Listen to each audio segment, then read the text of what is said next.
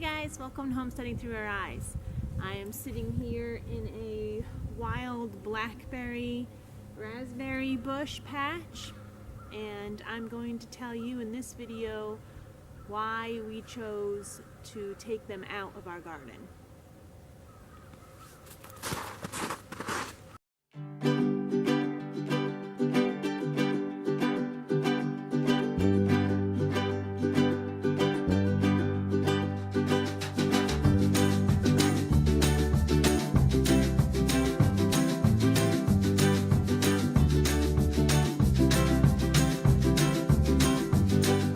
So here we are back in the garden. You can see this whole area here was all blackberries and raspberries, wildly growing when we bought the property. We were excited to have these in the area that we wanted to have our garden, and we did our best to protect them and have them thrive. We pruned them. We covered them with poultry netting, and we tried 2 years to get this patch to produce for us. And it was kind of sad to have to cut them all down. But in my mind, I know that if I want to reintroduce some blackberry and raspberry bushes, that patch that I was sitting in the beginning of the video is all over the place. We also noticed that the berry patch, or what was the berry patch, was in the sunniest part of the garden. So we were losing our best area here in the garden to these berry bushes that were giving us maybe a couple handfuls for the whole year. So it just wasn't worth it anymore. And we took a couple hours yesterday and weed whacked all. This is one big pile. There's several piles all over the place of huge dead blackberry canes now. Now these are some resilient plants.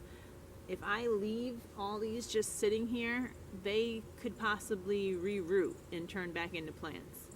And you also can't put them in your compost bin because, again, they'll reroot and you'll have a mess of blackberries. So these will get burned. Now, we just came through with our handheld weed whacker and whacked these down, so all the roots are still in place. So there's probably about 200 to 300 roots sticking out of the ground now. Some of them are longer, some of them are shorter.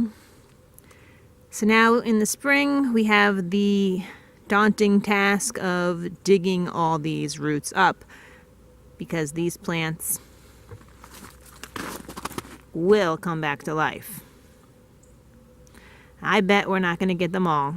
So whether I wanted to get them all or not, they're probably going to come back some points. So with cutting all these blackberry bushes down, we probably added another 400 to 500 square feet into the garden again, in the sunniest place of the garden.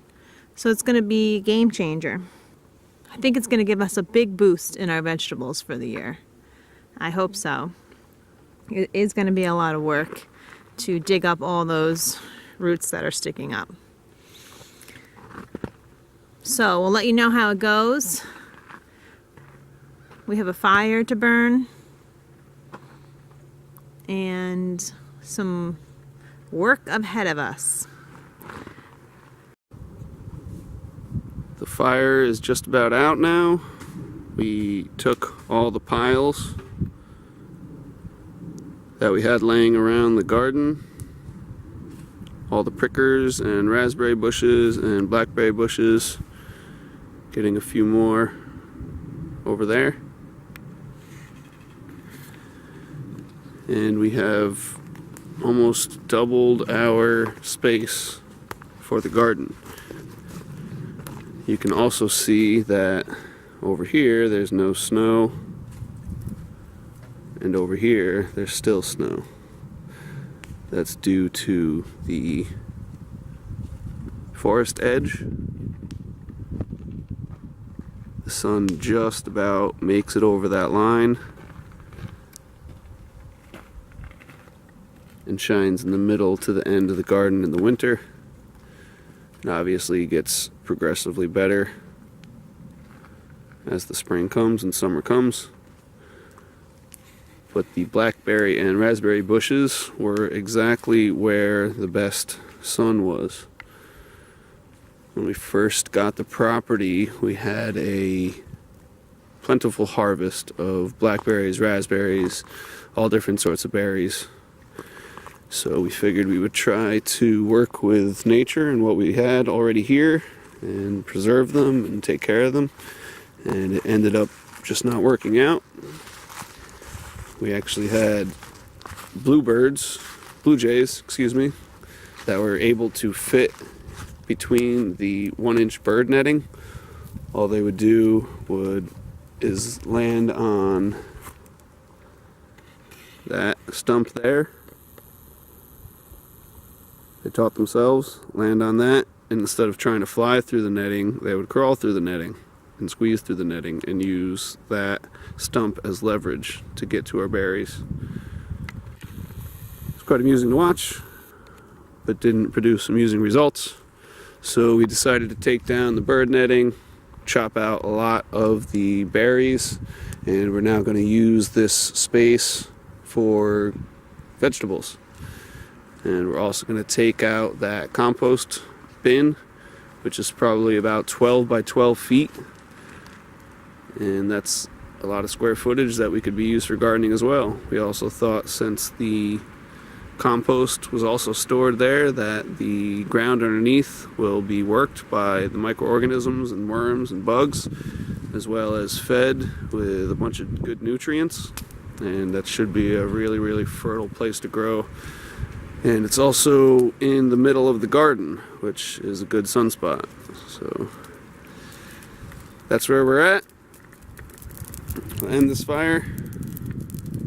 Here we go, 2018 garden. I'm excited about it. It's middle of February and I cannot wait to start gardening. So hopefully you guys are starting to plan your gardens out and get things ready and prepared. Even though there's still snow on the ground and it's still a little cold, it's okay to get out there in the garden and do what you can do. And it feels good to be outside and knowing that I have a goal to look forward to. So, thanks for watching. Hopefully this area will be filled up with tons of vegetables in a couple months. And hopefully it was a good decision. So, thanks for watching. Let me know what you think, or if you have any advice on how to better handle berry bushes. Peace.